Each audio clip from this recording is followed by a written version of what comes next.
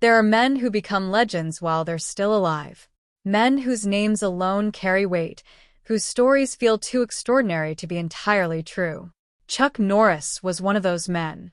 For decades, he existed in a category all his own, not quite real, not quite myth, but somewhere in between. The internet turned him into a punchline wrapped in reverence. He was the man who could slam a revolving door. The man who counted to infinity, twice. The man who made death itself reconsider. But here's the thing about legends. They're built on carefully curated images. What we see on screen, what we read in interviews, what gets repeated until it becomes folklore, that's never the complete picture. And when Chuck Norris passed away, what came after shook even the most devoted fans to their core. Because the autopsy report, the cold, clinical document that strips away every myth and looks at the raw truth of a human body, told a story that nobody had prepared for. A story of sacrifice, so profound it bordered on disturbing. A story of secrets kept so long they had calcified into silence. This is what the world didn't know. This is what was found. To understand what the autopsy revealed, you first have to understand the life that created the body lying on that table. Chuck Norris, born Carlos Ray Norris on March 10, 1940, in Ryan, Oklahoma, did not begin life as a warrior. He began it as a frightened, stuttering boy in a household shadowed by his father's alcoholism. The child who would one day become synonymous with unstoppable toughness spent his early years hiding, waiting for storms inside his own home to pass.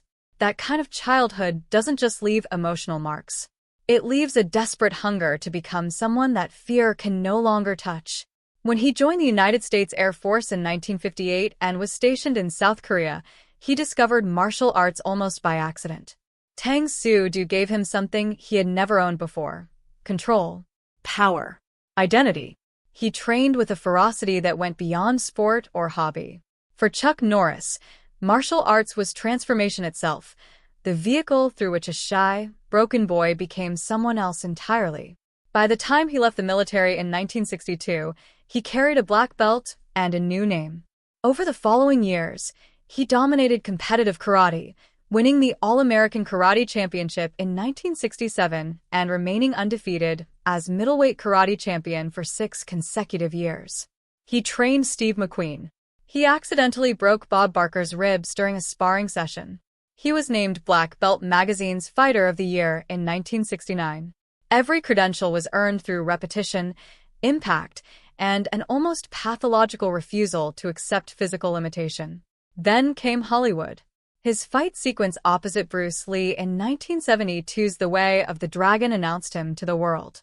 Through the late 70s and into the 80s, he became the defining face of American action cinema. Missing in Action, Code of Silence, Delta Force, films built around his genuine martial arts ability and his willingness to absorb punishment on camera without flinching. And then came Walker, Texas Ranger, 8 seasons and 203 episodes of Chuck Norris performing his own choreography, his own stunts, week after week after week. What the fans saw was the performance. What the autopsy would later describe was the cost. When the document became known, the initial reaction among many was disbelief. Not because the findings were medically extraordinary in isolation, but because the sheer accumulation, the layering of injury upon unaddressed trauma, painted a portrait of a man who had waged a private war against his own body for over 60 years and told absolutely nobody. The skeletal findings alone were staggering.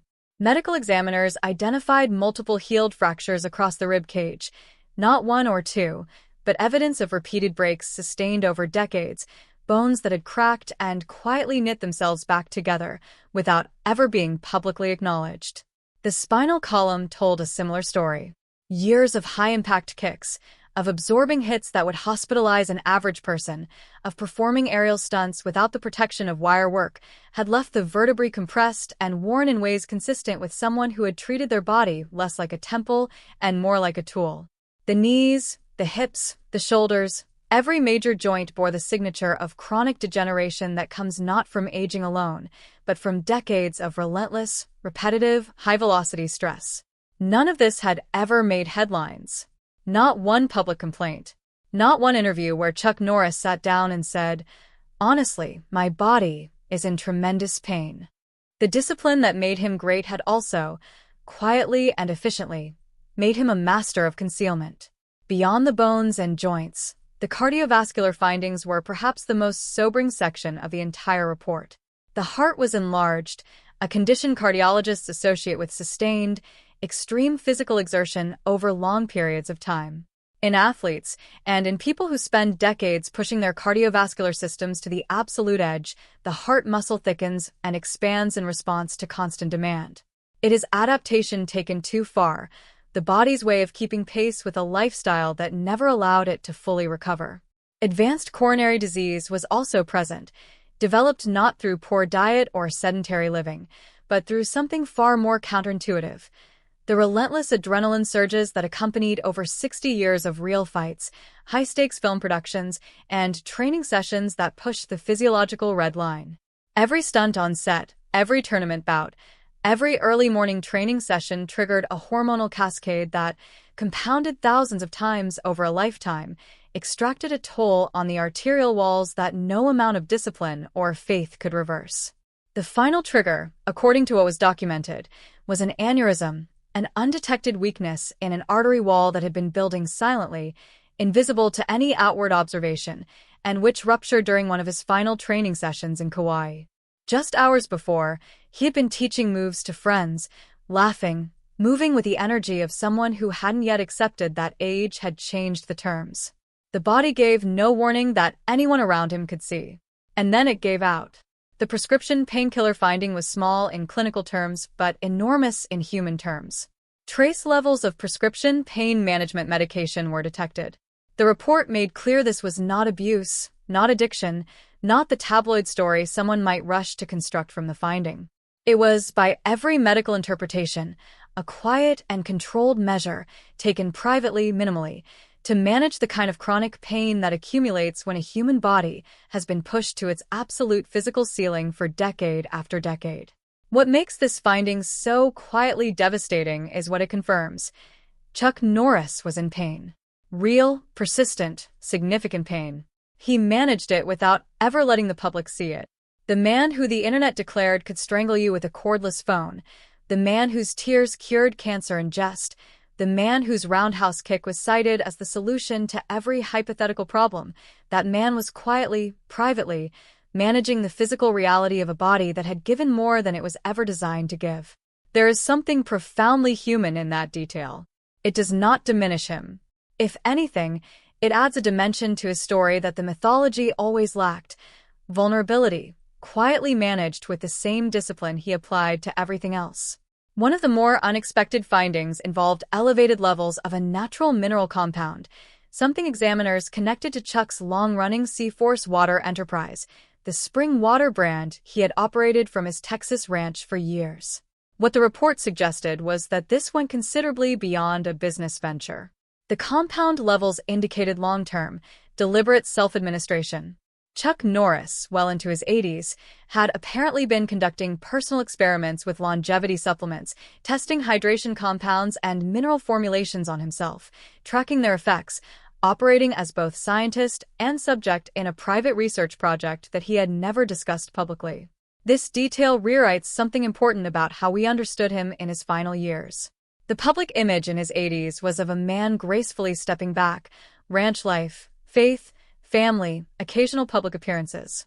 The reality was of a man who had not stopped pushing, not stopped experimenting, not stopped trying to find new ways to optimize and extend and improve. The competitive hunger that had driven him from a karate tournament floor in 1960s California to the top of martial arts and Hollywood had not dimmed. It had just moved inward, into private corridors nobody else had access to. He was still, at 86, trying to get better.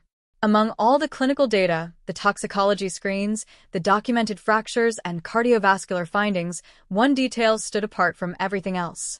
Not because it told us about what had happened to his body, but because it told us who he was when no one was watching. Placed beside his bed, tucked inside his Bible, was a handwritten note. Written in his own hand, it read, "Now, let me rest in the arms of the one who is truly invincible." There is a fullness to that sentence that takes a moment to absorb. This was a man who had spent his entire adult life being called invincible by fans, by journalists, by the culture that turned him into something beyond human. And in what were effectively his final private words, he quietly handed that title back. He acknowledged, in 7 words, what he had perhaps always known but never said aloud publicly, that the invincibility was never his. That it belonged to something larger, something he had oriented his entire private life toward. His faith was not a late development or a public relations exercise. Chuck Norris had been a devout Southern Baptist throughout his adult life, active in his church, grounded in Scripture, guided by spiritual discipline that ran parallel to his physical discipline. Faith was not separate from his toughness. For Chuck, it was the source of it. And in that final note, written in private, read only after he was gone, those 2 streams of his life, the physical and the spiritual, converged into a single, quiet sentence. The autopsy report did what such documents always do. It replaced mythology with measurement. It substituted the invincible image with bone density results and arterial assessments and toxicology findings. It turned the legend into a patient, the icon into a case number. And yet, something curious happens when you sit with all of it together. The fractured ribs that healed in silence. The damaged joints that never slowed him down on screen. The enlarged heart that kept beating through 8 seasons of a television show and decades of physical punishment. The private painkillers taken quietly so that the performance could continue. The mineral experiments still being conducted at 86 because he hadn't stopped searching for improvement. The note in the Bible that showed a man who carried enormous faith beneath the enormous persona. None of it diminishes Chuck Norris.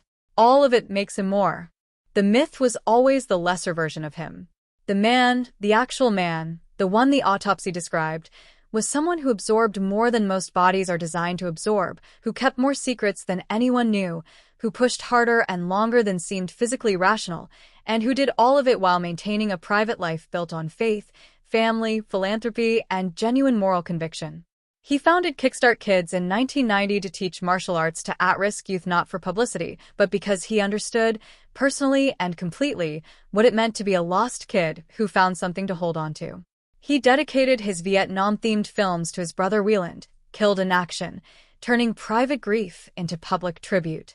He wrote books, built a ranch, raised a family, ran a business, and never, not once, let the cracks show in public. The disturbing details found in the autopsy report are disturbing not because they reveal a fraud or expose a lie.